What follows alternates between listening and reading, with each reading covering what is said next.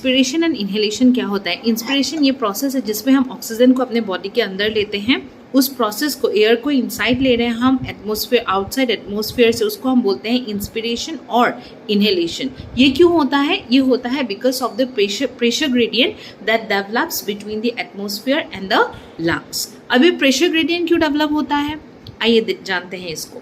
जब हम क्या करते हैं, जब हम इनहेलेशन करते हैं तो उसमें क्या होता है, थोरासिक कैविटी, हमारे बॉडी के अंदर एक थोरासिक कैविटी होता है जिसमें आपका लंग्स बिल्कुल चिपके हुए रहता है, राइट।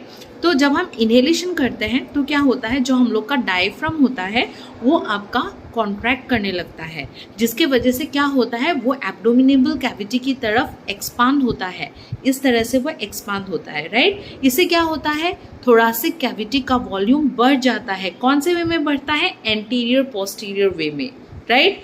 और जो आपका साइड वाइज, जिसको हम बोलते हैं एक्सटर्नल इंटरकोस्टल मसल, जो प्रेजेंट होता है थोरासिक कैविटी में, वो भी आपका क्या होने लगता है, कॉन्ट्रैक्ट करने लगता है, जिसके कारण क्या होता है, थोरासिक कैविटी का वॉल्यूम डॉर्सोवेंट्रल एक्सिस में बढ़ जाता है। और इसको कौन रेगुलेट करता है? इसको रेगुलेट करता है RC, मतलब रेस्पिरेटरी रिदमिक सेंटर। और जैसे ये बढ़ने लगते हैं, अब क्या होगा, थोरासिक कैविटी का वॉल्यूम बढ़ गया और थोरासिक कैविटी के साथ चिपक के कौन रहता है, लंग्स। तो लंग्स का भी वॉल्यूम बढ़ गया। जैसे लंग्स का वॉल्यूम बढ़ गया तो उसमें लंग्स का जो प्रेशर होगा, लंग्स के अंदर जो प्रेशर होगा वो कम होगा comparison to outside atmospheric pressure. अब क्या होगा, प्रेशर ग्रेडियंट का एस्टैब्लिशमेंट हो गया।